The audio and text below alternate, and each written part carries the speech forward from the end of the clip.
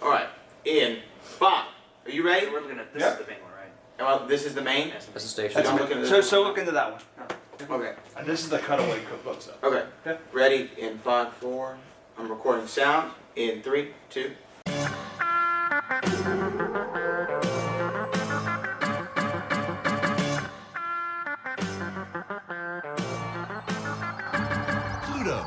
Ladies and gentlemen, it's time for the Schmoedown Rundown.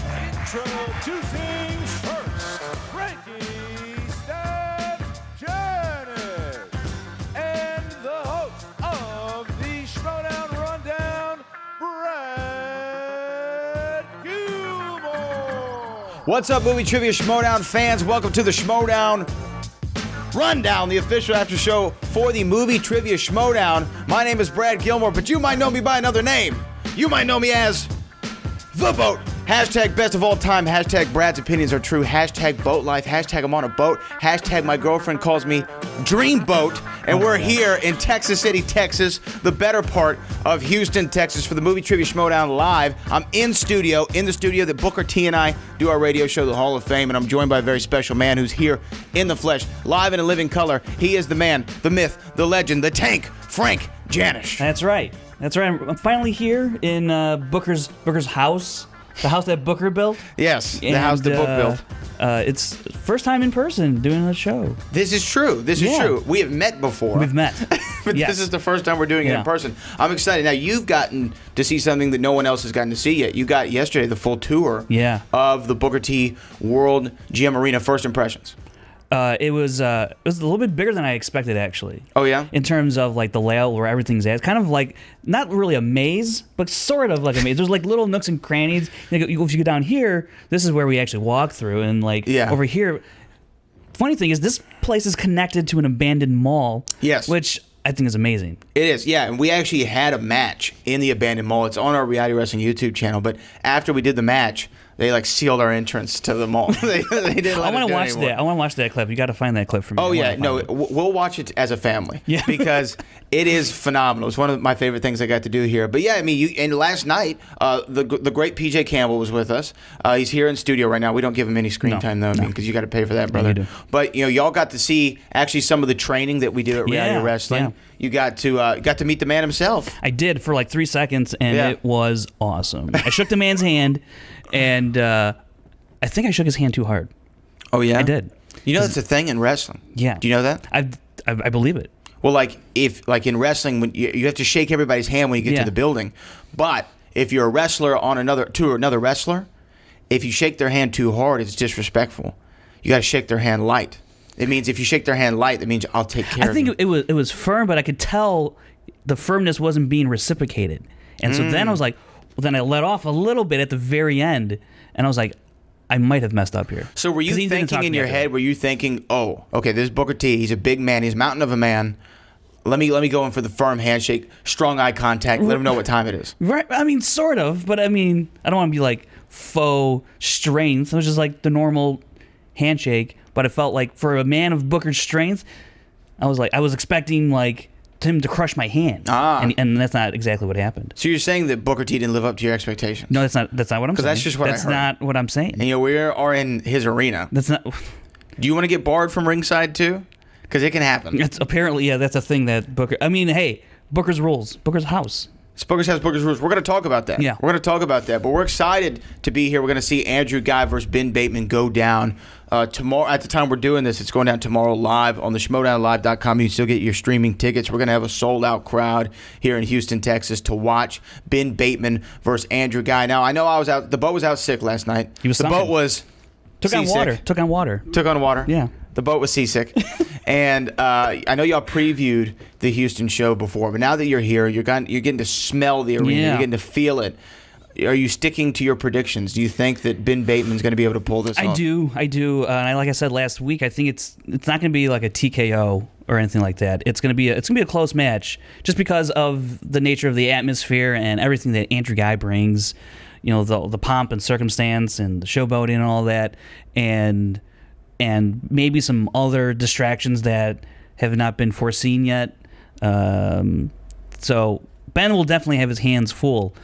but I still think his knowledge will trump Andrew Guy's in the beginning. And interestingly, I think on Collider Live, Kristian said something that in the first match as Andrew and Ben as Team Action when they first came in the league, that Andrew was actually the stronger of the player, and then Ben went and did some homework and got better. I kind of disagree with that because I think Andrew played well in that first match and Ben didn't. And like statistically, that's true. That's indisputable. But I just think that it was probably just a bad debut match. People have those. And then Ben, I think maybe probably took the game a little bit more serious the second time around. And that's not to say that he did more studying than Andrew. I just think he also got a better set of questions. And then that happens. So, but I've always thought that Ben was the better player. Because when you watch someone's first match, you go, oh, wow, this person's the stronger of the two. And then as time went on, it was actually, it's Ben's the stronger of the two. Let me ask you this, though. What's Ben's biggest singles victory? His biggest singles victory. That's I would say against Lon Harris probably. Okay. In the gauntlet. Now, what's Andrew Guy's biggest single victory? Well, Dan Merle. So. Oh, you don't have to whisper it, Frank Janish. The people at home know that it was Dangerous Dan Merle, the man that he beat. Sure. The man who's currently the movie trivia Schmoedown singles champion of the world. Mm-hmm. But he did play Dan Merle after like how long was it spent? Like 8 months in retirement or something like that. So away from the game. The game changed dramatically in that time span. Dan's talked about it. You remember that guy that Ben played? and Lon, you remember that guy who played in Chicago? You know that guy, Michael Jordan, I think it was his name, Michael Jeffrey Jordan? Sure. He three-peated, Yeah. took off 2 years, came back, Okay, and he three-peated again. He took off a year and a half. Yeah, but what happened that year he came back? Did they make it to the finals? No. Well, he came back 3/4 of the way through the season. Exactly. And he was Michael Jordan wearing the 4-5. It's not the same That's thing. my point. It's not your point. Yes, it is. No, it's not. That's my point. No. When he finally came back right. for a and then whole what season. happened on the new season? Jordan went to the finals. What happened on the new season for Merle? Won the title. Thank you. You know what? I actually think you make a great point. Yeah, you walked into that one. I did. But so you're saying Andrew Guy was the Magic. You're saying he was the Orlando Magic, even though they went on to lose to the Houston Rockets, which is where we are right now. You see how I brought that full circle? I don't know, man. I think something about Andrew Guy. You know, here's the thing. Most people going into a match, even if Dan Merle had been off for 8 months, going into that match, they would have been intimidated by the champ. Sure. I mean, we saw, and no disrespect to him, I think Bibiani felt the pressure of Dan Merle a little bit. I think a lot of people, when they go into the ring with Dan Merle, they feel the pressure of Dan Merle. It's natural. He's the champ. He's touted as the greatest of all time. Did that bother Andrew Guy in the slightest? No. This is why. No one expects him to win against Dan Merle or win against Dan Merle. No one's really expecting Ben. And so he's in this he's in a win-win situation. If he loses, that's what was supposed to happen. If he wins, it's great theater. It's great for the Schmoedown. It's great all around. So he's in a no-pressure situation once again, where all the expectation is on his opponent to pull off the win as they're expected to. And perhaps that's the best position for him to be in, because when he got to Roca, it's like, well, he's got 2 wins over 2 former champs. He should probably play pretty well now against Roca. And what happened? He got TKO'd. So yeah, well, he got TKO'd against Roca because Roca got Westerns. If Roca didn't get Westerns, it could have been a different game. I know we can play the coulda, woulda, shoulda thing all the time, but Westerns. Sure. I mean, you're always gonna get some favorable spins your way whenever you win a match, whether it's on the second round or the first round. All right. Well, anyway, we know there are a couple of matches that went down this week that we'll talk about. There's also been a couple of announcements of upcoming matches that we know are being formed. Why don't you tell the people what matches can we expect? So we found out at the end of the Emma Chance match that Chance Ellison and Paul Oyama will, in fact, be having a match. That was confirmed by Sam after the post-match interviews, and he said that match is going to happen. What we also found out at the end in those post-match interviews was Emma saying that Chance is going to be in the Inner Geekdom 4-way that will qualify that winner to play in a regular one-on-one match, it seems. So Chance is getting his chance at Inner Geekdom. I was going to say shot, but I was like, let me just say chance. Well, I think you have to. It was right there. It was an obvious. You have to grab the low-hanging fruit. I understand. Yeah. But I like this because, it goes back to the fan leagues. We know that Paul Oyama and Chance Ellison have had some history in the past with one another. But do you think Paul Oyama, personal feelings aside, Janish, because he hates the man. I don't know why. Hate's a strong word, but it's also accurate. Do you think that he has lived up to the hype thus far? Paul, yeah, I do. You do? I do. I think he's played pretty great. And people might point towards his free-for-all performance, but I mean, he missed like 2 questions in 2 rounds of play, and circumstances just saw him walk off the stage. Bad. No, it's not. So you got to look at the context of it. You just can't say he lasted 2 rounds and that's it. You got to really look a little deeper to understand, how he's been playing. So, I will say I'm actually a little more impressed with Paul than in singles. Just comparing singles matches, I'm not going to compare Chance's team performance because it's kind of hard to do that. But singles to singles matches, I'm a little more impressed with Paul at this point. I don't know. You remember I said Paul had to take classics, and he rolled right through that thing. he did. No, he did well. He did well. What are we calling him now? The Shark? Well, Is that his name? or as Ken calls him, Paul Omaha Steaks. Paul Omaha Steaks. I thought that was pretty good. I think that I said it in New York when we did the live event. I think I said it on stage. I may have said it on the podcast. I don't remember. Yeah, you said up there, yeah. I think I said that Chance can be a champion in this league. And I said, I think by the end of the season. I believe I said that. You did say that. Hot take. It is. I mean, it was a Steven hot take. You said some hot takes. Yeah, you can call me the hot take kid, but I still believe that, and I think that. Okay, so we know what happens later on in the show. Let's get into that match first, just because we brought it up. We're going to be out of order, but who the hell cares? It's Texas. Everything's a little bit backwards here. We know that Chance ended up beating Emma Fyfe in a glorified tune-up game, right? Oh, that's yeah. You could put it that way. Well, how would you put it? This match, this matchup. I mean, first of all, I don't know how Emma's still ranked in singles at 18. Okay, because she had 2 wins, so not it's anymore. Over Chances. Well, right. But she had 2 wins, so it's over Chances 1 win. I get it. But the fact that she's still ranked as a commissioner, which is odd, that of the 2 commissioners that we have, only one of them plays. But she didn't ever officially retire. I guess, but shouldn't we draw a line between if you're a commissioner, you really shouldn't play because as we saw, you're not really prepared to play a match. You got other stuff going on, especially Emma Fyfe. Vince McMahon ran the WWE, and he entered the Royal Rumble and then ended up winning the World Wrestling Federation Championship. And he ended up wrestling his son, later on Hulk Hogan, later on Bret Hart and Shawn Michaels, all at WrestleMania. And he was kind of running the company. So you're saying we should also then look forward to seeing Kristian Harloff versus Sam Levine. That's what I'm saying. The next live event. All right, if we're going to go down this route, for. This parallel is going to happen. I want to see that. Yeah, but I don't know why Emma Fyfe was in this match. Yeah. Even at 18, I understand the math behind it, but Chance Ellison, was there ever a doubt here?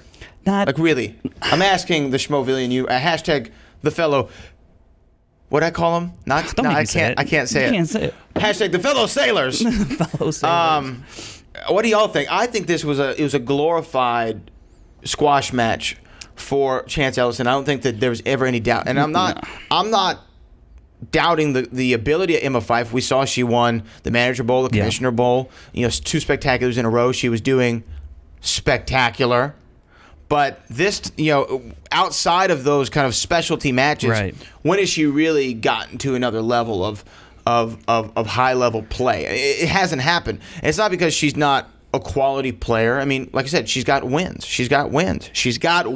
Right. But against Chance Ellison, somebody who we call almost sometimes a robot. You know what I mean? Because he just knows so much. And to be so young, he has so much knowledge beyond his years.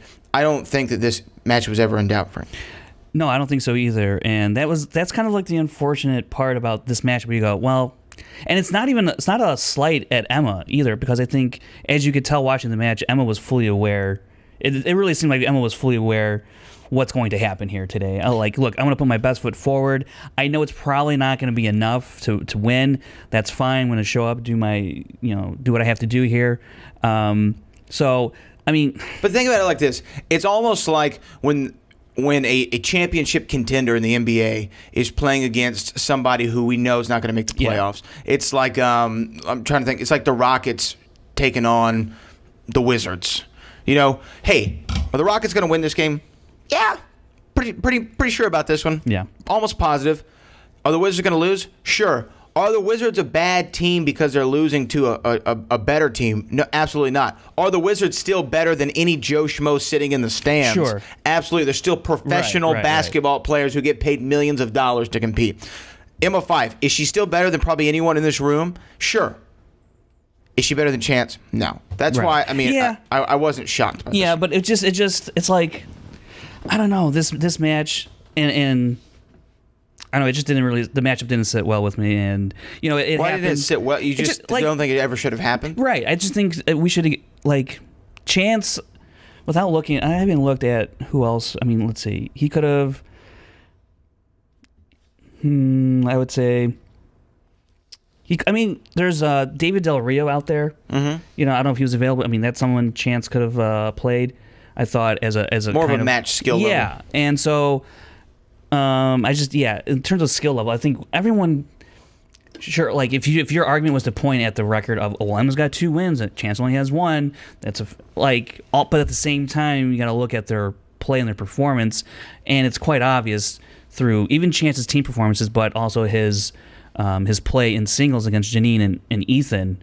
You know, his play is pretty up there, even though he was a 1-1 record. But that's why, you know, the record doesn't always tell the whole story. You have to look a little bit deeper when you're looking at matchups. At least that's how I look at them. So and then when matchups are made, I look at the records and I look at how well they're playing, their accuracy rate and all that. And then I go, well, this is actually a pretty close match, like the Snyder and Riley one. Like their accuracy rates were nearly identical, but Riley's got a few more wins than Snyder, but no one's doubting Snyder in that matchup because we knew their performance levels. We know what performance levels we're getting with Chance and Emma, so that really didn't have me that kind of hyped for this kind of match or excited for it. It was just kind of, this is one of the rare matches where it was just there. Yeah. Well, I mean, those are strong words. There's not much we can really jump into it. I mean, Chance spun away from Kurt Russell. That was kind of crazy. Hurt Matt Kearns' feelings, I bet. So, and many others. What was his overall accuracy rating on the match, though? Like how? That's the other point. Is despite the matchup, you really have to look at how did he play, and he played pretty well. I mean, he only missed 1 question. Yeah, and that was back in that was his second round, the first question in the second round, and he had a perfect first round, his first ever in the singles division. So, like we've said, he plays at a much higher level than Emma's played at in her few matches. So, you have to look at how Chance plays. And look, I think everyone has wanted to see a Chance Paul match. We're obviously going to get that, and like this was a way to get there in terms of records, I guess. But I mean, like if Paul has 2 wins, Chance had 1 win, Emma had 2 wins, Chance had 1 win, I think this could have been the Chance Paul match. But you want to build it up, I get it. But that's why, like, the records and levels of performance and all that stuff, it's semantics, I guess. But Chance played really well, so this does actually, in effect, kind of really build up the Paul matchup because Paul's been playing well. Chance missing 1 question. Not many players play a match where they miss just 1 question. It was a TKO, so it was a good play from Chance, and can he carry it into a match against Paul where there's, like, I think where Chance is going to feel like there's actual stakes, not just Schmoedown, but also previous history they have in the fan leagues where they played in teams against each other, where Paul's team won against that one. I know Chance, if you talk to Chance, he has thoughts on how that matchup went and how everything played out there. So I'm sure he'll talk about that somewhere down the line and point that out. I'm just kidding. If he does, it's really fast. If he does, it's really fast. So you might miss it. But Who do you think wins in that match, though? Because I think right now, even with this win, I think Paul Oyama has more steam behind him. Yeah. I think so. I mean, Paul has a win over Brendan Meyer, who we know is pretty legit, given his performance in the free for all. We got to talk about Brendan Meyer in a second. Yeah, that's a weird situation. And Paul beating Makuga it's a pretty good win. I know a lot of people will say also Makuga's level of play, but like he can also play some pretty spectacular games. He did it last year. I pointed to his game against Nick Scarpino last year, where he missed just one question as well. And it was a phenomenal game by him, and it was a good win for Paul. It was a good win for Paul, and if you take wins over Makuga and Brendan Meyer, compare them to Janine and Emma for Chance, I would give the edge to Paul, which is interesting too. With Chance, I know that he beat Janine, but he also barely beat Janine, and then he gets this matchup against Emma, but it also goes again to the point of how well did you play. And Chance played well in both matches, but sometimes the level of competition, I think, that sits across from you can kind of get to you and kind of maybe set you off a little bit if you're intimidated by somebody else. Or I don't think Chance has walked into a situation where he felt like he was going to lose, and I'm sure the same thing is for Paul. But it's just interesting. You're saying Paul has confidence? I think slightly. I think he has a slight confidence. Just making sure that's what you're saying. Slight confidence boost. But it's interesting to kind of think about the minutia of everything and kind of try and balance it and see who has an edge. And when you look at everything, and at the end of it all, really, Paul and Chance are pretty evenly matched. I'm going to go with Chance. I mean, if for no other reason for him to try to prove my hot take on stage, right? Yeah. I think that he can, though. And a win against Paul Oyama, don't think it's not. It's a statement win. Yeah. If you stop Paul Oyama when he's on the ascent in the movie Trivia Schmoedown, and you do it in an emphatic way, in a big, because here's the thing. This is like when Sage Northcutt fought Mickey Gall to me, and I hope that reference isn't lost on people, but they were like two young guns in the UFC, both of them undefeated, both of them looked great, both of them had championship aspirations, and then they fought one another on a UFC fight night on Fox, and it was like, this is the battle of the next generation of UFC fighter. Kind of didn't pan out for either one of them, really. Sage Northcutt got knocked out in 19 seconds last night. Oof. But my point is, it felt like a big deal, even though these two guys aren't at the top of the card yet. This one feels like a big deal. I think Chance Ellison's going to take this. That's my pick, guys. That's my pick. That's my prediction. But, Frank, I feel like we also have to discuss a couple of the scenes that we saw. Yeah. So I think the first one to start off this match was of Bibbs and Brendan Meyer. And we've seen a scene with them before earlier. And Brendan plays this part of really being awkward fanboy really well. And Bibbs actually handles it really well. I just think he likes the admiration in any form he can get it in, which is fun. Because even at the end of this scene, even Bibbs was like, this is a bit awkward, but, okay, cool. And it was just a really, really awkward scene. What do you think it means? Because there's a friendship, obviously, brewing here. Yeah. And what it's going to form into later on, some sort of faction, an alliance, mentorship. Right.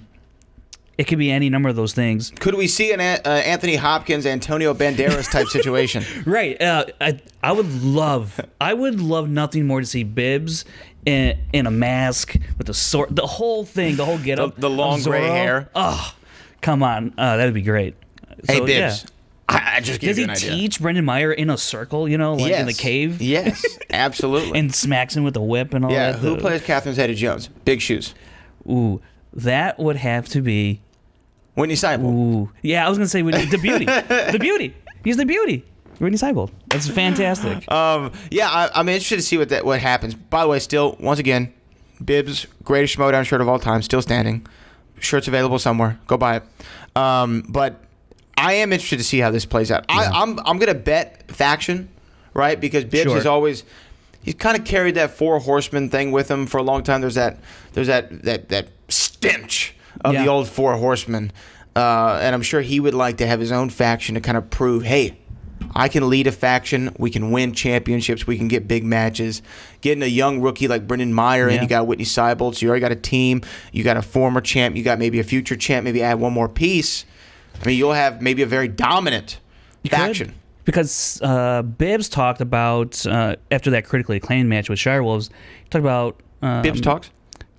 quite a bit, and I don't know if it was after that match or maybe it was another match, but he talked about at one point how like a manager or someone in your corner of faction, can help you in certain situations. So if he has this with Brendan Meyer, who's in his corner every match, he goes out there, and let's say Bibbs forgets the challenge, Brendan Meyer might be able to step in and be like, hey, remember, someone who's got his back on match day. Because there's an audience there, and you're going to root who you root for, but it doesn't mean you're necessarily helping them in the match. You're there to spectate and cheer on your favorite player you want to win.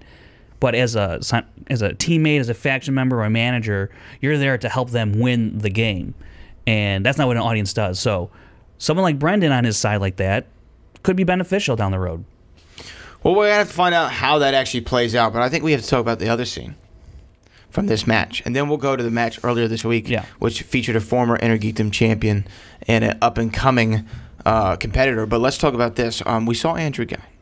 We did. My guy, Andrew Guy. Your guy. As Booker says, the guy, Andrew Guy, is what he calls him now. The guy, Andrew Guy. And he was speaking to somebody... And I don't know who. You don't? Because the camera didn't show them. I guess that means we don't know who it is. But if there's no way to tell 100%. I think, well... That's true. Okay, 100% sure. But we're like 99.9% sure. O.J. Simpson, we're 99% sure you want to go that route? We don't know. But you just know. Yeah. I don't know. So we saw Andrew Guy speaking to somebody. Yeah. We assumed, especially by bone structure and the look of the hand, that it was some sort of female. Yes. And he was saying, essentially, he was giving her props. Yeah.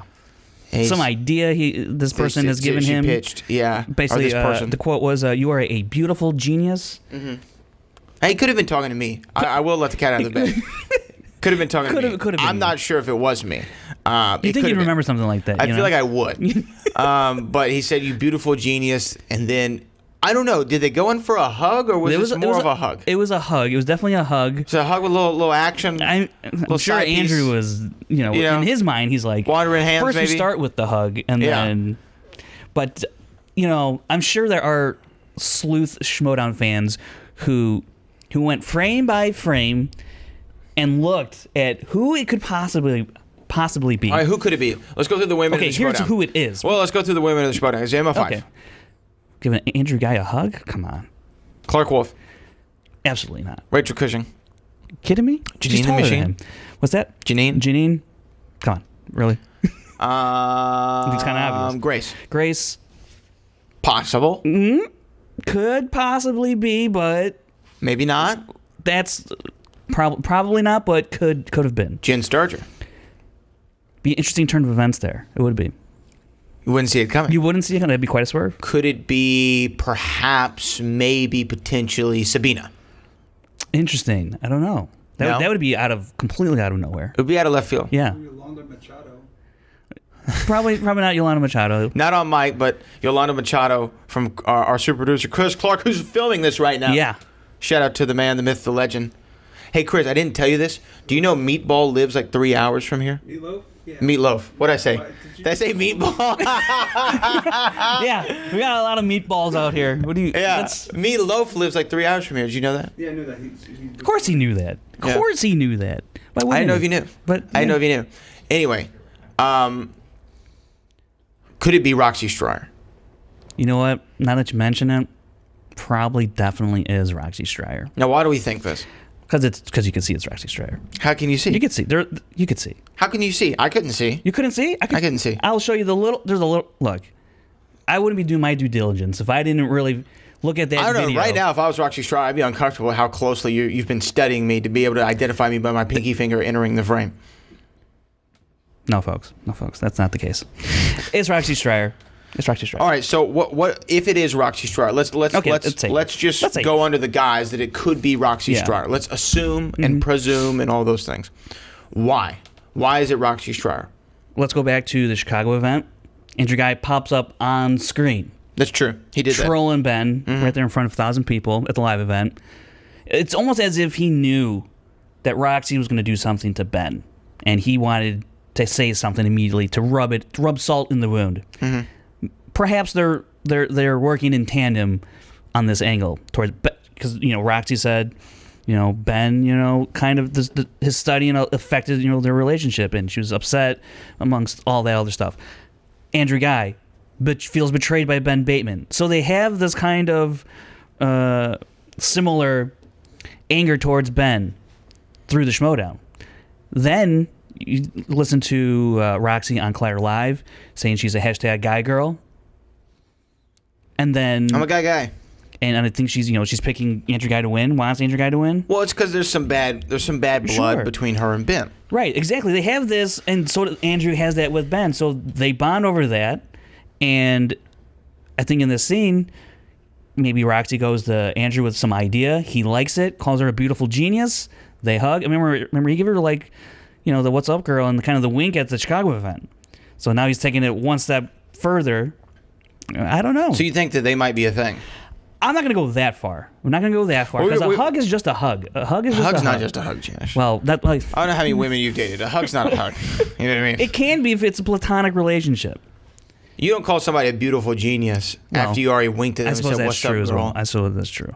Hug's not a hug. Yeah. Andrew might be looking at it at a different way. I don't know if Roxy's looking at it that way. Well, what better revenge, for Roxy? If she wants to get back at Ben Bateman, what better way to do it than to be, a little too close for comfort with his former brother? This is real soap opera stuff, and this is... okay. I mean, we've kind of gone down that road with the slap, but... Some people have said they wanted to see like a romantic angle in the Schmoedown. Yeah. Now that there seems to be one approaching or maybe one brewing, if this is in fact Roxy Stryer, some people are a little put off by it, saying that, I don't know, they're going a little bit too far, Do you think that they're going too far? No, I don't think they're going too far. I really don't understand how it's going too far. If the argument is because Ben and Roxy in real life had previously been in a relationship, they are no longer. And people are uncomfortable with the fact that the Schmoedown has now taken that real life event happening and brought it into the Schmoedown, but altered it and heightened it for an entertainment value for the Schmoedown. And now you have Ben's, best friend in the Schmoedown now kind of wooing Roxy in a way. I don't know. You almost said Rachel? I almost did. I don't know why. Could be Rachel. It could be Rachel. She's back on the list. But I don't think Rachel's shorter than Andrew. I think this is it's an interesting way to go for sure, and I'm curious to see how it's going to play out, because I really have no idea what the end game here is for Roxy. Really, I mean, she got her revenge. She slapped Ben. Okay, we're done and dusted. But now it seems like there's more going on here, and I don't know if it's an actual romantic storyline going to happen between Andrew and Roxy, or if it's just Andrew trying to further drive the knife into Ben's back. Now, I do want to point out that you said in-game and dusted in the same sentence. Wow. I have to point that out. I've seen the movie way too many times. I don't think it's going over the line. If anybody out there is feeling that way, I mean, there was this story back in WWE, like 2005. There's a real life couple, Matt Hardy and this woman named Lita, very beautiful woman, Lita. They were a real life couple. Matt Hardy gets injured in real life. He's off the road. He's staying at home. One of Matt Hardy's best friends was a guy named Adam Copeland, better known as Edge, right? So Edge and Matt, they were cool, whatever. Matt's off the road. Well, guess what? Edge and Lita, they start riding from town to town together. Next thing you know, Lita comes home to visit Matt Hardy. She leaves her cell phone out, gets a call from Edge. Matt Hardy kind of looks at it and was like, what's going on here? Looked through some of the text messages, found out some stuff he didn't want to know. So that was a real life situation. She ended up leaving Matt Hardy in real life for this man named Edge. And then WWE was like, what happened? Oh, we're putting that on television. And they did. They put it on television. They let it play out in real life on amazing. TV. So if that's not going too far, then this definitely can't be. And WWE's done much worse stuff than that. Big Show's father died from cancer. And then they mocked his funeral at an actual cemetery, and the Big Boss Man came in with a tow truck and put chains around the Big Show's father's casket and drove off with it, and Big Show jumped on the casket and then was knocked off and went flying off of the casket. This happened. Coffin, casket, whatever. Yeah. So it can't go too far. This is my point. You can't go too far. Oh, wow. That's okay. Yeah, we're not there yet. No, but we're going to be. Yeah. Kristian might have written that. I don't know. It was around the time he was there. Was it really? Yeah. That's great. He could have written it. And now he's taking what he's learned over here into Schmoedown, and he's like, you know what? Real life stuff. They've got some ideas. Yeah, we got some ideas. Okay, let's talk about the other match from this week. Lay it on us, Frank. Hector Navarro, Kevin Smets. This is a match Kevin has wanted for a while. In fact, Jay Washington got in Kevin's way after Kevin was calling out Navarro, and poor Jay just got ran over by Kevin Smets, the Smasher. I mean, he smashed him. This dude, he got smashed, is unreal. He had a TKO in his first time out, KO against Jay, and then this match, he's got a KO against Hector Navarro, a former Intergeekdom champ, the second Intergeekdom champ, because as we all know, Robert Meyer Burnett was the first back at the 2016 Spectacular. So Hector Navarro, the second Intergeekdom champion, lost that belt to Inman, and so this is a huge match for Kevin and also for Hector, because if whoever won this one was going to face Kalinowski for the number one contender match, to play Rachel down in San Diego. So huge match, and I mean, this was an unreal performance that from both players. Unreal in the sense that Hector didn't really play that well. I mean, he had a decent first round. 6 points is not the greatest out of a 10 question set in the first round. Kevin, look, we got to talk about that sort of Elendil. So there was it was a first round question, I believe, and it was a Lord of the Rings question, and there was some discrepancy for the answer. Yeah, so Kevin said sort of Elendil, and apparently the answer is Elendil, but it was, the sword was wielded by Isildur, but it was Elendil's sword. The question was, in Lord of the Rings, whose sword was used to cut the ring from Sauron's hand? Which is interesting. Well, after Kevin gave the answer was, you see Alice's and Knapsack's face going, and Alice goes, I'm inclined to give him the point because he did say Elendil. And then Ken points out, because he goes, yeah, we're not asking who swung the sword, which would have been Isildur, but whose sword was it? And it was Elendil's sword that Isildur wielded. And so Ken was making that distinction. And then what was really weird was then Alice goes, and that's why we cannot award the point to Kevin. Yeah, I didn't understand what the hell was going on. Wait, you were? And then Ken backed you up, and then Alice changed his mind right there. Now you can hear some murmuring in the background about the deliberation of the question and answer.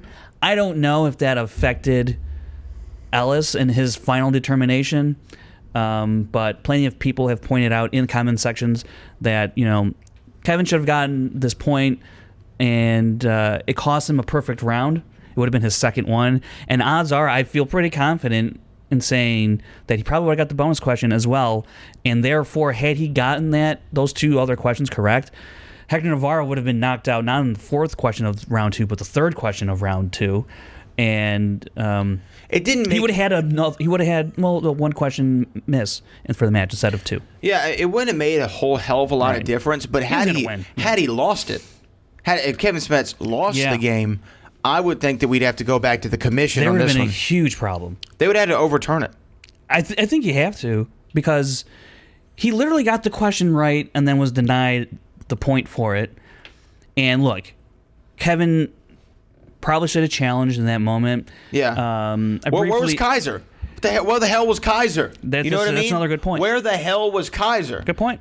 If you're your manager, back up your guy. And you should have known that was a BS call. I'm throwing the red flag in. I'm throwing the challenge flag. Let's see this rag. Let's look at the instant replay. Let's give him a new question. Let's think of something here because I don't like how this is going. That's a failure on his management's part. I think you're right, but also it comes down to Inner Geekdom is different when you're challenging and awarding answers because it all depends like who's at the desk. Do they know the lore and all this for whatever questions they're asking? Like if, at least for in this Lord of the Rings questions, are they like big fans of Lord of the Rings? Do they know this stuff? Do they know at least the character names when they hear them? Or are they just kind of like the Ellises of the world where, he jokes about it, he doesn't really know, that deep. And like had I think someone on the desk been there who's really a fan of and really knew the stuff, I think would have clicked more. Also, I think maybe perhaps the wording of the question, who's and who, I think could get lost in the shuffle there. I think that might have been maybe part of an issue.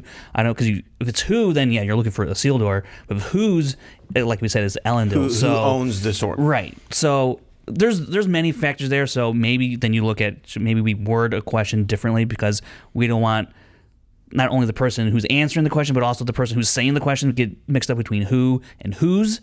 So there's a lot of things there that I think could be looked at. The fact that they both got it wrong, maybe Kaiser did look at that. And said, hey, it's a wash. Whatever. Said it's a wash anyway. Do I really want to give them a new question? And the new question, my guy might not know, right. And Hector Navarro might. Mm-hmm. And then I've kind of screwed myself here. Right. Are we trying to play for perfect rounds, or are we playing to win the match? Right. So it's like, do I want to win this battle at the cost of winning the war? Or do I just want to win the war right, in the end? So, yeah, that might have been part of it. But at the same time, Hector Navarro also gave a wrong answer.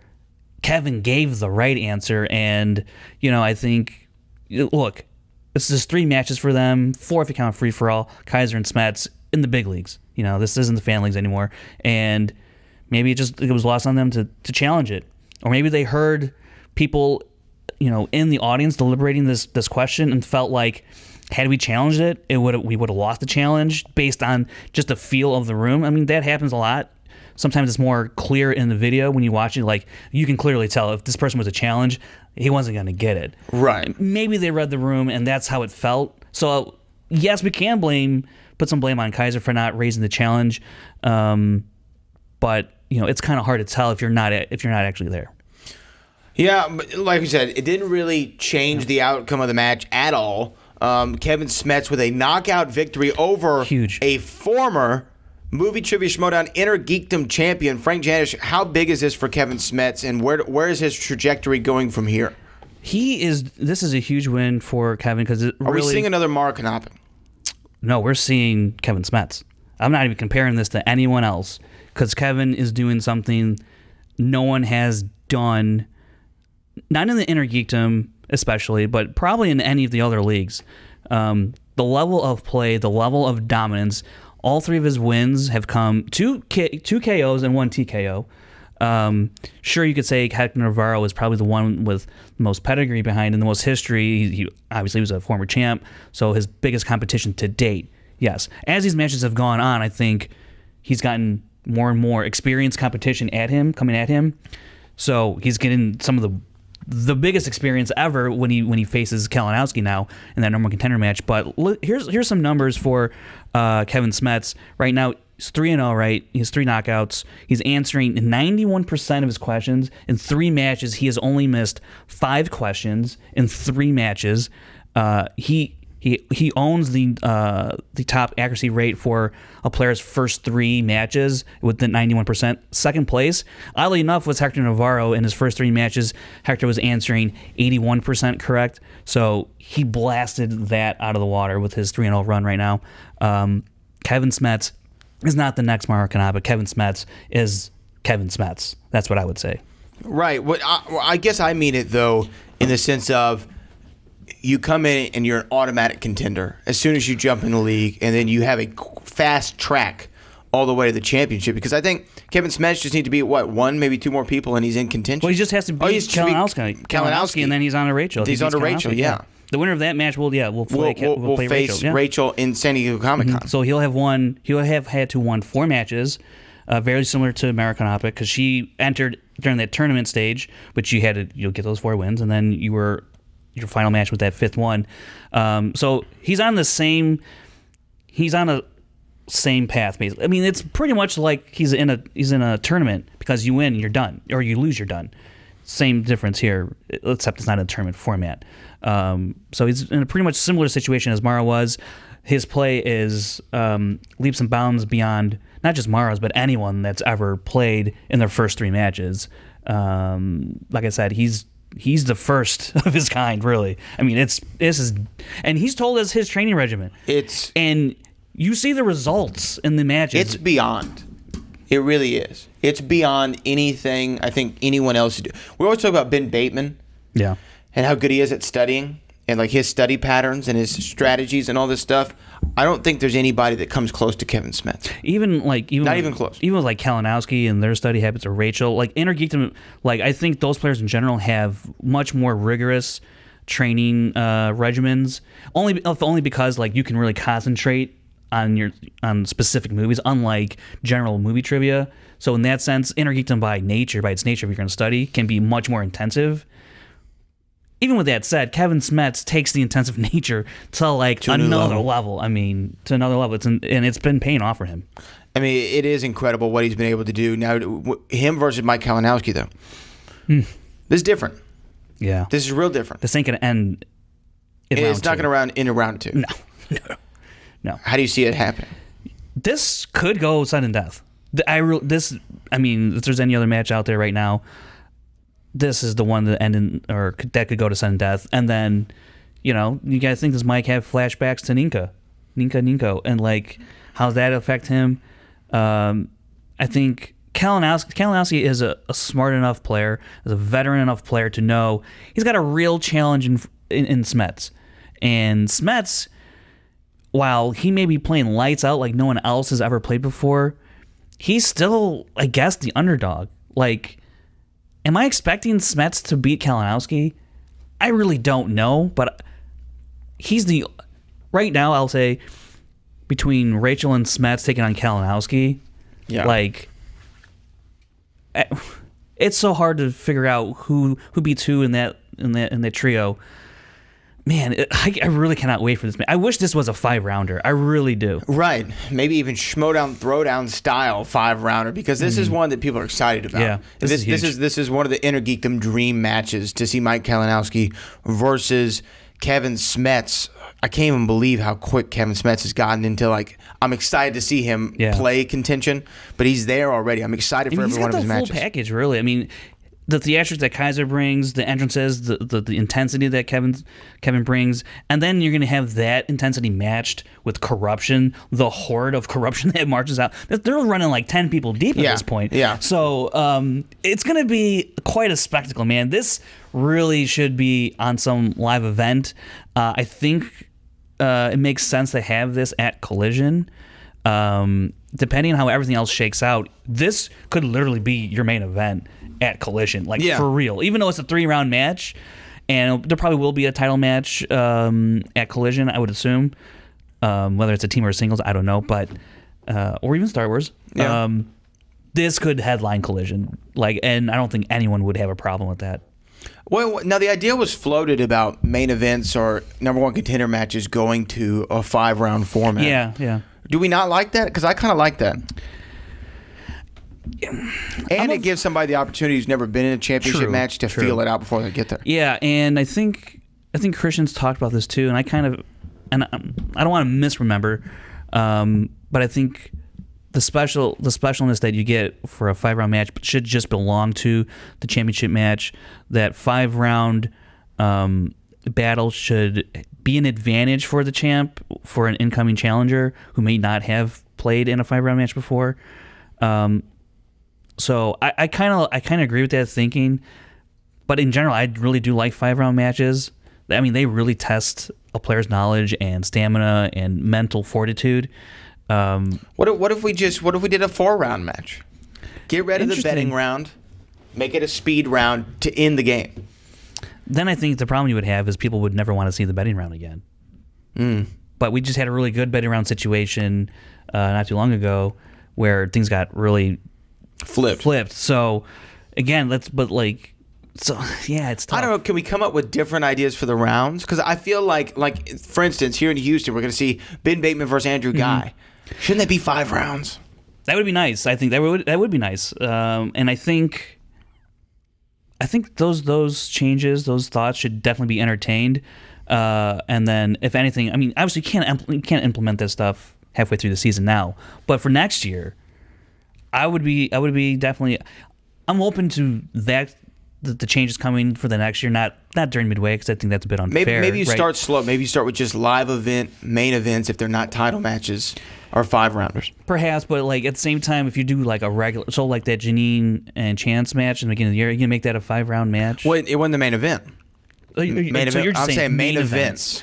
Okay, but even still, now you have a 5-round regular match, and the next regular singles division match is a 3-rounder in a studio. I don't know if that's fair, because a 5-round match gives someone the chance to flip the script, especially in the betting round or in the speed round. Whereas now, if those two people played in a 3-round match, the advantage might not be there for the trailing player. I mean, I hear what you're saying. You know, so it's like you kind of. I think it should be explored.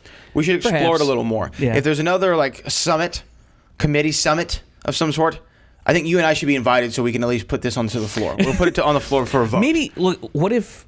Because I still want to see that tag team style match. Right, I think maybe, what if you did 5-round matches, but for everything, but for regular division, you just had shorter first round. Maybe you go back to 6 questions in the first round. Maybe you do... Well, you can't really do... You already only do 4 in the second round to begin with, so it's like... Yeah, I don't know. What if we could just think of ways of flipping the script? If you want to just make it different, like a number 1 contender match different, make it to where it's really movie trivia based, and you go back to the first round and have categories 1 and 2. You know, so you have a different first round. You can figure out something in the second round. Maybe you add 2 spinners' choices and 2 opponents' choices, like just something to make it differentiate it from a regular match. I think because in the UFC, if you're a main event, regardless if there's a title or not, it's a 5-rounder. Okay. So, I mean, I'm not opposed to it, but like, I just, in terms of keeping the fairness, I think that's something that needs to be taken into consideration when you're doing new formats. I mean, I don't expect like a complete overhaul of we're doing 7 rounds for regular matches, we're doing 10 rounds for, I'm not expecting anything like that, but certainly tweaks I think will be made. I mean, we've tweaked the first round to 8 questions, The third round, the first question used to be just 1 point. Now it's 2 points. So there's been tweaks here and there. And, the bonus point then was added on for the first round. So I don't know that we're going to see that much change in terms of at least elongating main event matches for live events. I'd be in favor of it, yes. But again, it just comes down to the if everyone in the league can agree to that, then I got no problem. As long as they all agree that it's fair, right, and they're good with it. Well, who am I to say? I'm not the one playing. Right. I'm just here watching, So if everyone's on board with that, that'd be cool.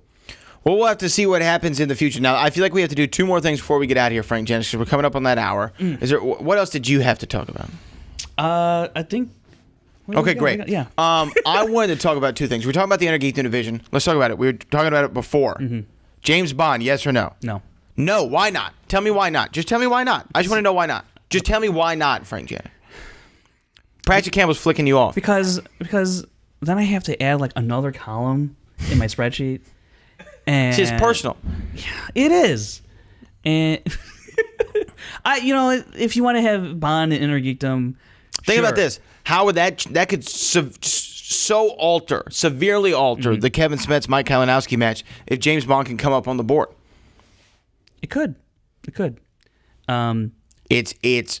I It meets every category. It's like I told you before. James Bond movies are superhero movies. I laid out the plot for you for Die Another Day with Pierce Brosnan, a film in which a North Korean dictator's son is presumed dead. He comes back as a white British diamond miner who owns an ice castle and harnesses the power of the sun to turn it into a solar laser. And James Bond has an invisible car and kite surfs a tsunami. I mean, that's a good point. But let me say this too about and has Bond fantastical gadgets. And Halle Berry was in that movie. And let's be honest, ridiculous. Well, Halle Berry was in Catwoman, so Inner Marvel. geekdom. Yep, there you go. Don't remind Rachel; she missed that question. That was brutal. For Bond, I just think it's gonna benefit Kalinowski, and it's gonna benefit all the other Bond fans. And think about this. I'm thinking. You add that category, then there's a whole nother realm of movies that these people have to study if they want to be top tier Inner Geekdom players. Except for Kalinowski. So the rich get richer in that sense. Yeah. No, this isn't like a trickle down 1%er type thing, Frank Janish. You're absolutely right. It's not a trickle down. There's no trickle at all. It just all goes to Kalinowski. No. We've talked about Inner Geekdom being a studyable league. All right, implement a new series of films. Now you have 25 movies you can draw questions from. You could. That's more than Marvel.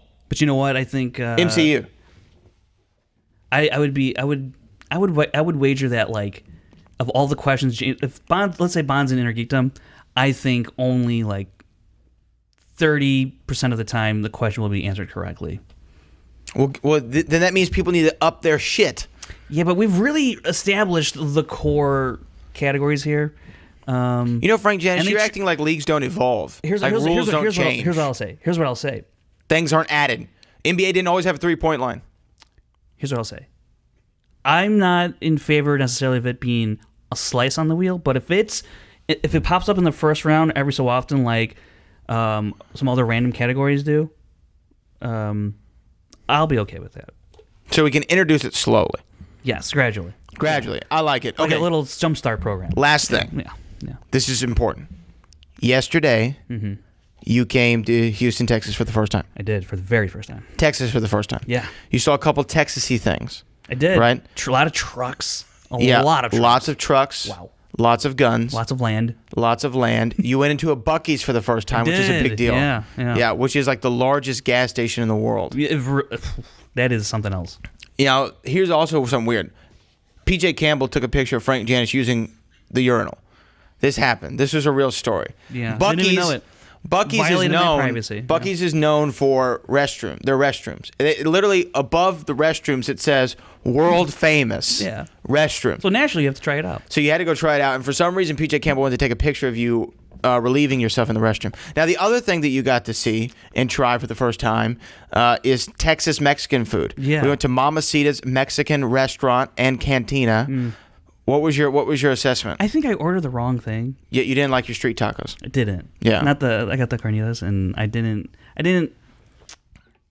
What do we think of the chips and salsa? Chips were pretty decent. Yeah. I like the salsa. I like the salsa was good. I like the salsa. Was that right? Was that the right thing to say? Yeah. It is. It is. Oh, Mamacita. Well, anyway, wow, I'm going to let Frank Janish ponder about the theory of relativity over there. You're wagering Texas's Mexican food on one restaurant right now? Well, I mean, over Chicago.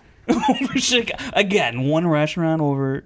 Okay. That one restaurant's better than every restaurant Mexican style in Chicago, Illinois. And you know this how? Because it's obvious. Anyway, my name is Brad Gilmore, a.k.a. The Boat. He is Frank Janish. Where can people find you and follow you, Frank? You can mercifully find me on Twitter and Instagram at FrankieJ29 and SD Rundown Stats on Twitter. And The PJ Campbell Show. PJ Campbell Show, whenever it is put out, whenever we do it. Weekly. We try to weekly. Yeah, we try to Weekly, and you can find me on all social media at Brad Gilmore, and you can find Booker and I, who we had Ben Bateman and Andrew Guy on the show this week on the Hall of Fame on ESPN. Go to the halloffamepodcast.com or subscribe on your favorite podcast app. But for Frank Janish, super producer Chris Clark, cameraman Jacoby, and PJ Campbell, I'm Brad Gilmore, and we'll see you next week.